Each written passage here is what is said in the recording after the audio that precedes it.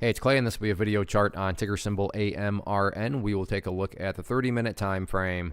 Real quick, what do I mean by 30-minute in case maybe you're new to charts? Instead of each one of these candlesticks here representing 1 day's worth of price action, which is what you would normally see, each one represents 30 minutes. So while this here may look like several days worth of time, it's actually today's price action broken down into 30-minute time slices. I like to do this time frame. I think it's a good job of telling the quote-unquote story of the price, and then makes mapping out levels of support and resistance a bit easier to see.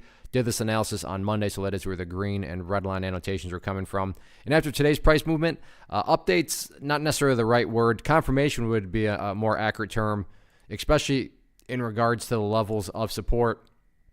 For those of you that have watched the past videos, I've talked about 1975 several times as an area of support, and you can see that on 3 different occasions. This morning, once again, the bears try to press down through there, but to give full credit where credit's due, the bulls did a good job of holding strong.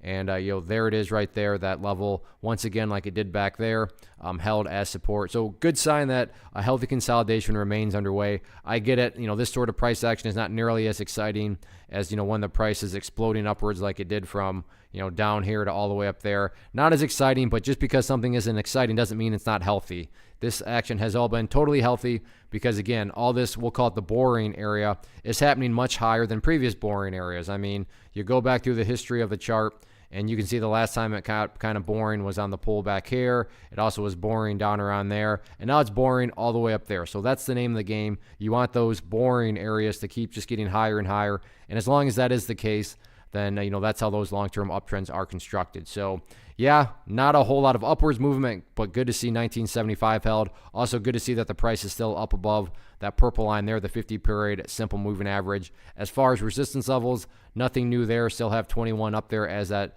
overall one. And the near term seems to be one that's shown up right around $20.50, but I'm not quite sure how strong that actually is, so I'm not even going to bother marking it out with an actual annotation, but kind of just keep in the back of your mind, perhaps 2050 is that near term level right there. But all in all, we'll see what happens with it. But like I said, not necessarily exciting, but definitely has been healthy the past couple of days. One of the biggest questions that I get is, hey Clay, how do you find the stocks that you trade? So what I've done is put together a free resource guide where I talk about the tools that I use to locate stocks that I find interesting and think may have potential. So if that sounds like something that could add value to you as a trader, then click on the image that is up on the screen right now and I will email you the guide. The guide itself is very short and to the point, and best part, it's completely free. Thanks for watching the video. Let me know if you have any questions.